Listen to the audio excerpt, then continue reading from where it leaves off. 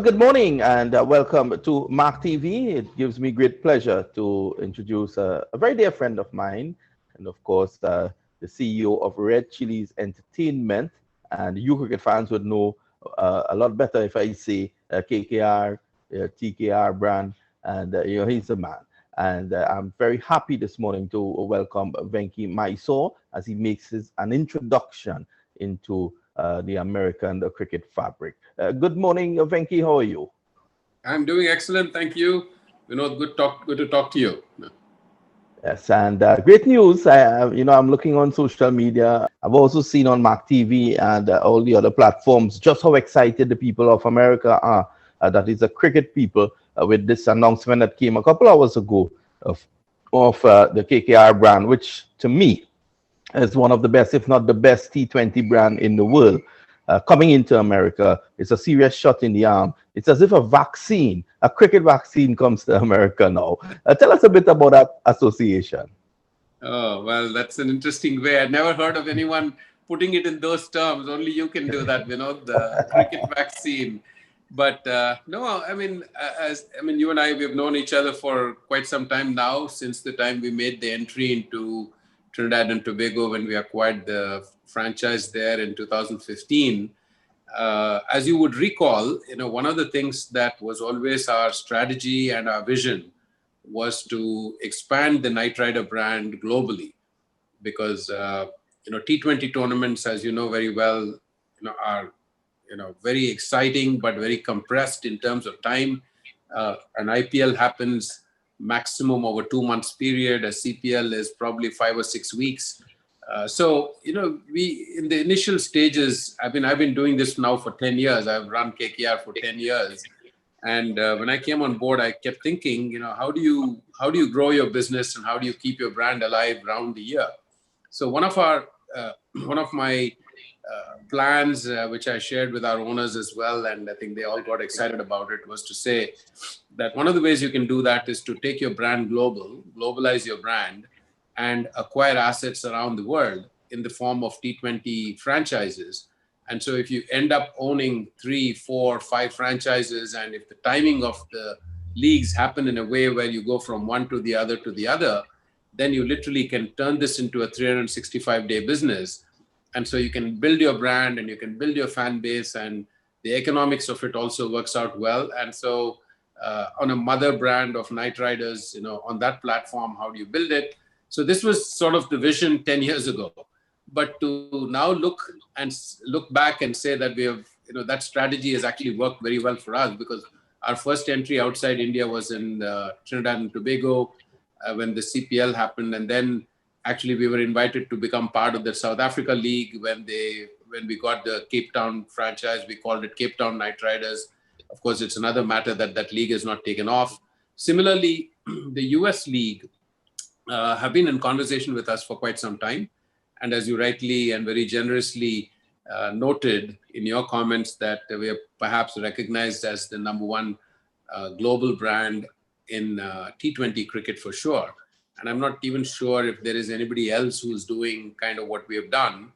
And so they recognized us and they basically reached out to me and they started having a conversation and we started it. And I said, fundamentally, yes, there is interest, but let's look at the model. So it's a very exciting model.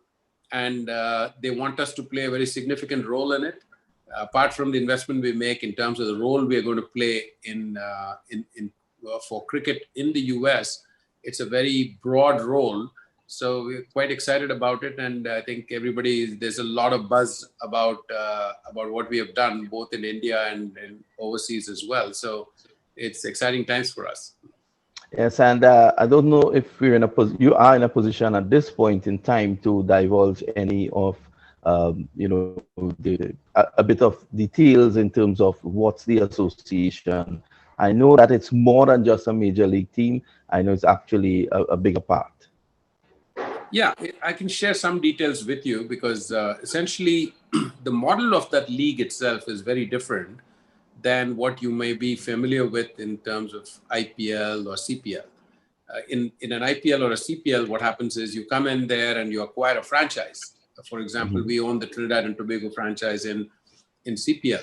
And so you're only confined to managing your franchise and making it successful, and in our own way contributing to the success of the league. Whereas the US league, the major league, is a part of that whole thing, is where actually you own part of the league. So the Knight Rider brand, the Knight Riders as an organization will become a part owner of the league there. And which means that if initially we're going to have 6 franchises and one of them will be ours, let's say, and we're talking about situating our franchise in Los Angeles, in LA. So, we would be probably called LA Knight Riders there. And there'll be 5 other franchises. So all the 6 franchises put together would substantially own the league, maybe 75% or more of the league. So what that does, therefore, is that you have complete alignment in terms of what the franchise wants and what the league wants. So, and you're a decision maker in that. And they've asked me to sit on the board of the league and sort of serve as an advisor as well. So therefore, they are looking for us to bring in the cricket knowledge and the franchise building knowledge, and how do you build a brand, how do you bring in the associations, and there are aspects of building infrastructure, because we want to put together over a period of 3 years at least 6, maybe 8 world-class cricket facilities in the US. So that involves conversations with the city council to get land and to get financing and to do a public-private partnership and create a long-term lease for the stadium, and at the same time to help USA Cricket to establish a national cricket team and to build academies there and to create a grassroots program for talent development, etc. So it's a very broad role that we are going to play, as opposed to the kind of role that we've played in IPL or in CPL. Well, I'll tell you something, for the organizers, the guys who brought this on board, it's a master stroke to have you on board as a director, and also KKR. I'll tell you something. I've been involved, through MAQ TV and the CCUSA in America's cricket for, let's say, around 10 years now. And this move, by having this association with KKR, it brings a level of seriousness to what is going to happen in America. I think this is the best advertisement for cricket in America, by having a world-class brand come in. And in addition to your expertise, and we all know just how successful you have been, in addition to that, I think it's a brilliant marketing strategy to have KKR involved. Well, I appreciate your saying that, and thanks for those kind words. And I think their thought process was very similar, because what they wanted to do was to bring in the best brand, the biggest brand, and also a brand which has a track record of having done this, to become partners with them. And so they value our partnership, and frankly, they've only restricted it to our association. So it's not like they're bringing in all the T20 teams that are functioning around the world to come in and take a franchise. They have enough people there. They have enough investors who are of great standing. And that's what I like about this, what is evolving in the league, is it's not only about the Indian population in the US or the subcontinent population in the US. I mean, they are cricket crazy, we know that.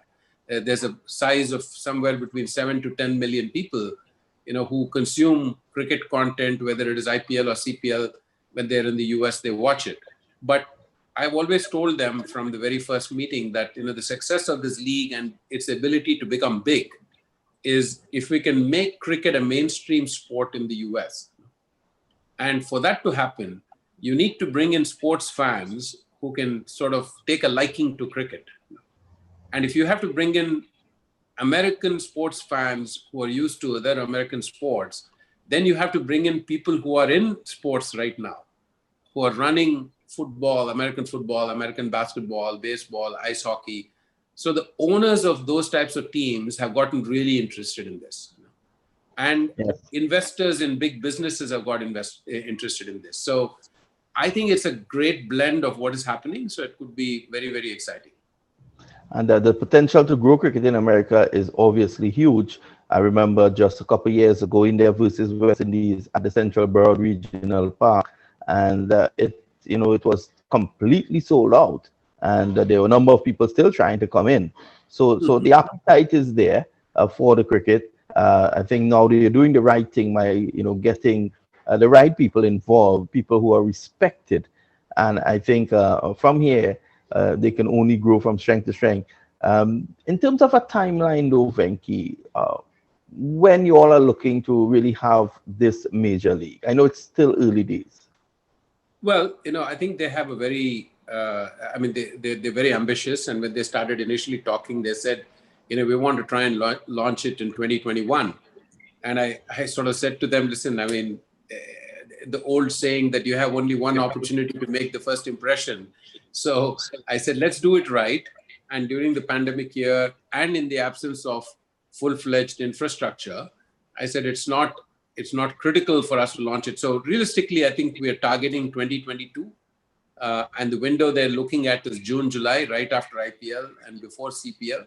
So, and that's summer months in the US and schools are closed. And so therefore, I think you're looking at a window of June, July of 2022. But some of the steps that need to happen for us to be able to launch Major League is to ensure that we have at least 3 proper cricket facilities there, at least 3, because the goal is to set up 6 or 8. But that's going to take some time. Build stadiums. Well, I think the only ICC recognized venue at the moment is Central Broad Regional Park. So I know that there are some further construction. I think there is a construction Prairie View, and there are other interests. So I guess you have your work cut out in terms of bringing. What about LA? Let's talk a bit about LA, though, Venky. The LA, just the city of LA. It aligns so much with KKR, with all the glitz and glamour, that it's a perfect blend. LA, Night Riders, and of course, seeing that Trinidad, the KKR brand has a big buy-in already in Trinidad. Everyone is a KKR fan in Trinidad. And Trinidad is just a couple hours flight to America, as you would know. I think that you would also have imported interests, so to speak, should you set up in LA. But what's the infrastructure like in LA at the moment? Well, see, the cricket infrastructure doesn't exist. But as you know, basketball is there, football, baseball. But the way basketball, football, baseball, the way they have set up at the time they did, and when they renovate the stadiums and sometimes they refurbish and build new stadiums as well, is to have a public-private partnership with the city council. And so when you approach the city council and they understand the value of a sports event like this happening and a sports team of our profile coming in, so they've already been very, very supportive of basically saying that, what is it going to take? It's going to take real estate in the form of land. It's going to take financing, and it's going to take a partnership to be able to build a facility there. And these things, once you move forward in that, it happens very quickly in the US, as you know. And just to step back a little bit on why we are confident that 2022 launch will happen is because apart from the one in Fort Lauderdale, the Dallas stadium that you're referring to, it's actually a baseball stadium, and they've already given permission to renovate that into a cricket stadium. And that work has already started. And we think that in the next 6 to 9 months, that stadium will be ready and it'll be a world-class cricket facility. And there is one more in Morrisville in Atlanta, where it's a proper cricket facility. So with 3 grounds and 3 facilities, 6 teams, you can easily stage at least 1 season. I mean, you know that IPL happened in UAE in 3 facilities with 8 teams. So if you have 3 proper facilities with 6 teams, it should be able to happen. Even CPL happened in 2 facilities with 6 teams. So 2022 is realistic. We think that by 2023, the other 3 stadiums will be ready in whichever venues that they're talking about. In our case, it's LA. There's another group that's trying to set up something in San Francisco. There's a third group that is already working on this Dallas facility. And perhaps there's going to be one in the East Coast, maybe New York or Washington or both. So I think those facilities will be ready over time. And once 6 facilities are ready, then you have 6 teams in their homes playing home and away type of games. So it'll be a full-fledged type of a tournament. Wonderful indeed. But just to add that CPL took place in a great country. That is why you had two venues that You're right. competed. CPL, Yes, Trinidad indeed. and Tobago. Indeed. But my final question to you, Venky, is let's what's the format in terms of timelines?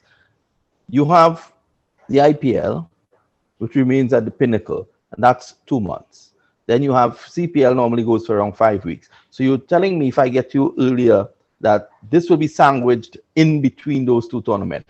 How long would the tournament run for? It'll be very similar to CPL, I would imagine, because 6 teams, a total, including playoffs and final, if you add it up, will be 30 games. So when you look at 30 games and with double headers and whatnot, you could easily comfortably finish that in 5 weeks, maybe 5.5, 6 weeks. So if you're talking about starting this, April and May are typically IPL months. And sometimes what happens is you start a little bit towards the end of March, go into all of April, and then by middle of May, you're done with IPL. And so this could be starting sometime in June and finishing up towards the end of July. And, CPL is always an August, September type of a window. So it fits in really well. And those are the summer months in the US. Schools are closed. People are looking for this type of a tournament. It's perfect, 3 hours.